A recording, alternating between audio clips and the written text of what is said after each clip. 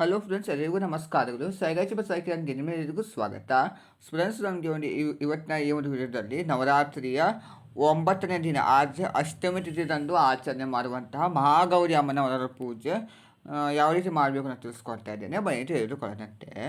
ನಾವು ಈ ಸಲ ಅಷ್ಟಮಿ ತಿಥಿಯನ್ನು 9ನೇ ದಿವಸ ಆಚರಣೆ ಮಾಡ್ತೇವೆ. ಯಾಕಪ್ಪ ಅನ್ನೋದಾದರೆ, ಈಗಾಗಲೇ ನಿಮಗೆ ತಿಳಿಸ್ಕೊಟ್ಟಿದ್ದೇನೆ. ನಮಗೆ ತೃತೀಯ ತಿಥಿ 2 ದಿವಸ ಬಂದಿದ್ದರಿಂದ ಅಷ್ಟಮಿ ತಿಥಿಯು ನಮಗೆ 9 ದಿನ ಬಂದಿರುವಂಥದ್ದು. ಸೊ ಆ ಕಾರಣಕ್ಕೆ ನಮಗೆ ಅಷ್ಟಮಿ ತಿಥಿದಂದು ನಾವು ಮಹಾಗೌರಿ ಅಮ್ಮನವರನ್ನು ಪೂಜೆ ಮಾಡ್ತೇವೆ. ಸೊ ತುಂಬ ವಿಶೇಷವಾಗಿ ಈ ಅಮ್ಮನವರ ಪೂಜೆಯನ್ನು ನಾವು ಆಚರಣೆ ಮಾಡುವಂಥದ್ದು. ನಮಗೆ ಅಷ್ಟಮಿ ತಿಥಿಯು ಪ್ರಾರಂಭವಾಗುವಂಥದ್ದು 29ನೇ ತಾರೀಕು ಸೋಮವಾರ ಸಾಯಂಕಾಲ 4:33 ಪ್ರಾರಂಭವಾದರೆ 30ನೇ ತಾರೀಕು ಮಂಗಳವಾರ ಸಂಜೆ 6:07 ಮುಕ್ತಾಯಗೊಳ್ಳುತ್ತದೆ. ಸೊ ನಾವು ಸೂರ್ಯೋದಯದ ಒಂದು ತಿಥಿಯನ್ನು ಒಂದು ಗಣನೆ ತೆಗೆದುಕೊಂಡು ಮಂಗಳವಾರ 30ನೇ ತಾರೀಕು ಆಚರಣೆ ಮಾಡಬೇಕಾಗಿರುವಂಥದ್ದು. ಸೊ ಮಂಗಳವಾರ ಮಹಾಗೌರಿ ಅಮ್ಮನವರ ಪೂಜೆಯನ್ನು ಮಾಡ್ತೇವೆ. ಈ ಅಮ್ಮನವರನ್ನು ನಾವು ಯಾವ ಕಾರಣಕ್ಕೆ ಪೂಜೆ ಮಾಡಬೇಕು ಅನ್ನೋದಾದರೆ, ಸೌಂದರ್ಯ, ಐಶ್ವರ್ಯ, ಬುದ್ಧಿವಂತಿಕೆ, ವಿದ್ಯಾ ಜ್ಞಾನ ಹಾಗೆ ಆರೋಗ್ಯ ಮತ್ತು ದೀರ್ಘಾಯುಷ್ಯಕ್ಕಾಗಿ ನಾವು ಈ ಅಮ್ಮನವರನ್ನು ಪೂಜೆ ಮಾಡ್ತೀವಿ.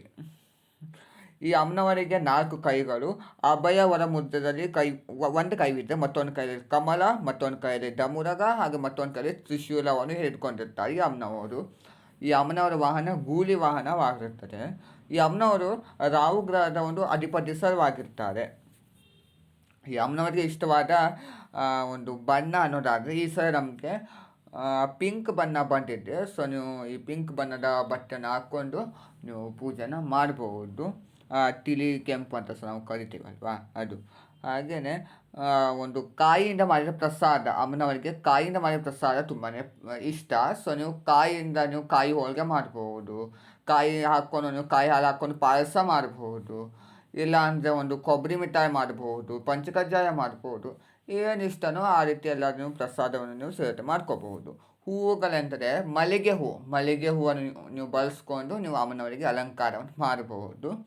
ಮಲ್ಲಿಗೆ ಹೂವು ಸಿಕ್ಕಿಲ್ಲ ಅನ್ನೋದಾದರೆ ನೀವು ಸೇವಂತಿಗೆ ಹೂವು, ದಾಸವಾಳದ್ದು ಅದನ್ನು ನೀವು ಬಳಸ್ಬೋದು, ಏನು ತೊಂದರೆನಿಲ್ಲ. ಹಾಗೆಯೇ ಈ ಅಮ್ಮನವರಿಗೆ ತುಂಬ ಶಾಂತ ಮುದ್ರೆಯಲ್ಲಿ ಕಾಣಿಸ್ಕೊಳ್ತಾರೆ. ಹಾಗೆ ತುಂಬ ಸೌಮ್ಯ ಸ್ವರೂಪವಾಗಿರ್ತಾರೆ. ನಾವು ಏನನ್ನು ಸಹ ಬೇಡ್ಕೊಂಡು ಸಹ ಶೀಘ್ರವಾಗಿ ನಮ್ಮ ಪ್ರಾರ್ಥನೆಗೆ ಕಲಿಯುವಂಥ ಒಂದು ದೇವಿ ಆಗಿರ್ತಾರೆ ಈ ಅಮ್ಮನವರು. ಸೊ ನಿಮಗೆ ಏನು ಪ್ರಾರ್ಥಿಸಿದ್ರೆ ಈ ಅಮ್ಮನವರಿಂದ ನೀವು ಬೇಗನೆ ಒಂದು ಸಿದ್ಧಿ ಮಾಡ್ಕೋಬಹುದು ಪ್ರಾರ್ಥನೆಯನ್ನು. ನಾವು ಪೂಜೆ ಮಾಡಲಿಕ್ಕೆ ಶುಭವಾದ ಸಮಯ ಅನ್ನೋದಾದರೆ 30ನೇ ತಾರೀಕು ಮಂಗಳವಾರ ನಾವು ಆಚರಣೆ ಮಾಡ್ತೇವೆ. ಬೆಳಿಗ್ಗೆ ಬ್ರಾಹ್ಮಿ ಮುಹೂರ್ತ 4:33 5:21 ಇರ್ತದೆ. ಆ ಸಮಯದಲ್ಲೂ ಬನ್ನಿ ಮರದ ಪೂಜೆ ಹಾಗೆ ಮನೆಯಲ್ಲಿ ಸಹ ನೀವು ಪೂಜೆ ಮಾಡ್ಕೋಬೋದು. ತುಂಬಾ ಶ್ರೇಷ್ಠವಾಗಿರುವಂಥದ್ದು. ಅದನ್ನು ಬಿಟ್ಟಿದ್ದರೆ ಪ್ರಾತಃ ಸಂಧ್ಯಾಕಾಲ ಬೆಳಗ್ಗೆ 6:06 7:37 ಇರ್ತದೆ. ಆ ಸಮಯದಲ್ಲಿ ನೀವು ಪೂಜೆ ಮಾಡ್ಕೋಬಹುದು. ಹಾಗೆಯೇ ಅದರ ನಂತರದಲ್ಲಿ ಅಮೃತ ಕಾಲ ಬೆಳಿಗ್ಗೆ 9:28 11:39 ಇರ್ತದೆ. ಆ ಸಮಯದಲ್ಲಿ ಸಹ ಪೂಜೆಯನ್ನು ಮಾಡ್ಕೋಬಹುದು. ಇಷ್ಟು ನಿಮಗೆ ಪೂಜಾ ಸಮಯ. ಇದು ಸಹ ತಪ್ಪಿದ್ದಲ್ಲಿ ನಂತರ ನಮಗೆ ಅಭಿಜಿತ್ ಮುಹೂರ್ತ ಬರುತ್ತದೆ. ಬೆಳಿಗ್ಗೆ 11:45 12:37 ಇರ್ತದೆ. ಆ ಸಮಯದಲ್ಲಿ ಸಹ ಒಂದು ಪೂಜೆನ ಸಹ ಮಾಡ್ಕೋಬಹುದು. ಇಷ್ಟು ನಿಮಗೆ ಬೆಳಿಗ್ಗೆ ಪೂಜೆ ಮಾಡುವಂಥ ಒಂದು ಸಮಯವಾಗಿರುವಂಥದ್ದು. ರಾತ್ರಿ ಸಮಯದಲ್ಲಿ ಗೋಧೂಳಿ ಸಮಯ ನಮಗೆ ಎಲ್ಲ ರೀತಿಯ ಒಂದು ದೀಪಾರಾಧನೆ ಹಾಗೆ ಹೊಸ ಪೂಜೆ, ತುಳಸಿ ಪೂಜೆ ಮಾಡಲಿಕ್ಕೆ ಬೇಕಾಗಿರುತ್ತೆ ಅಲ್ವಾ.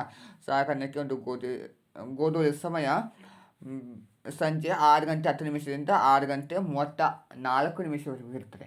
ಆ ಸಮಯದಲ್ಲಿ ಒಂದು ಹೊಸ ಪೂಜೆ, ವಿಶೇಷವಾದ ದೀಪಾರಾಧನೆ ಹಾಗೆಯೇ ಒಂದು ಪುಸ್ತಕಗಳನ್ನು ಸಹ ಓದಬೇಕು.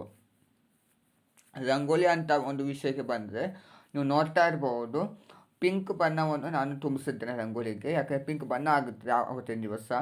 ನೀವು ರಾಹು ಗ್ರಹಕ್ಕೆ ಸಂಬಂಧಿಸಿದಂತೆ ಈ ರಂಗೋಲಿ ಆಗುತ್ತದೆ. ಮಧ್ಯಭಾಗದಲ್ಲಿ ನಾನು ಅಮ್ಮನವರ ಒಂದು ಬೀಜಾಕ್ಷರ ಮಂತ್ರವನ್ನು ಬರೆದಿದ್ದೇನೆ, ಶ್ರೀಮಂತ ಬರೆದಿದ್ದೇನೆ. ಬೀಜಾಕ್ಷರ ಮಂತ್ರ ಈ ರಂಗೋಲಿಯನ್ನು ನೀವು ದೇವರ ಮನೆಯಲ್ಲೇ ಹಾಕಬೇಕು. ಮತ್ತು ಹೊಸಲು ಮುಂದೆ ತುಳಸಿ ಮುಂದೆ ಹಾಕಲು ಹೋಗಬಾರ್ದು. ದೇವರ ಮನೆಯಲ್ಲಿ ಹಾಕಿ ನೀವು ಪೂಜೆಯನ್ನು ಮಾಡಬೇಕಾಗಿರುವಂಥದ್ದು. ಈ ರಂಗೋಲಿ ತುಂಬಾ ಒಂದು ರಾಹು ಗ್ರಹಕ್ಕೆ ಒಂದು ಸಂಬಂಧಿಸಿದಂತೆ ಇದನ್ನು ಬಿಡಿಸಬೇಕು. ಹಾಗೆಯೇ ಈ ಅಮ್ಮನವರ ಒಂದು ಸ್ವರೂಪ ತುಂಬಾ ಸೌಮ್ಯವಾಗಿರ್ತದೆ. ನಾವು ಏನು ಸಹ ಕೇಳ್ಕೊಂಡು ಸಹ ಬೇಗನೆ ಒಂದು ಫಲಿಸುವಂಥ ಒಂದು ಅಮ್ಮನವರು ಆಗಿರ್ತಾರೆ ಈ ಅಮ್ಮನವರು. ನೋಡೋಣ ಫ್ರೆಂಡ್ಸ್, ಇವತ್ತಿನ ಈ ಒಂದು ವಿಡಿಯೋದಲ್ಲಿ ನಾನು ನಿಮಗೆ ನವರಾತ್ರಿಯ 9ನೇ ದಿನ ಆದರೆ ಈ ಸಲ ನಮಗೆ ಅಷ್ಟಮಿ ತಿಥಿ ಬಂದಿದೆ. ಮಹಾಗೌರಿ ಅಮ್ಮನವರ ಬಗ್ಗೆ ಸಂಪೂರ್ಣ ಒಂದು ಮಾಹಿತಿಯನ್ನು ಕೊಟ್ಟಿದ್ದೇನೆ. ಎಲ್ಲರಿಗೂ ಇಷ್ಟವಾಗಿದೆ ಅಂತ ಭಾವಿಸ್ತೀನಿ. ಇಷ್ಟವಾದರೆ ಲೈಕ್ ಮಾಡಿ, ಶೇರ್ ಮಾಡಿ, ಕಮೆಂಟ್ ಮಾಡಿ, ಹಾಗೆಯೇ ಒಂದು ಸಬ್ಸ್ಕ್ರೈಬ್ ಮಾಡ್ಕೊಳ್ಳಿ. Thank you.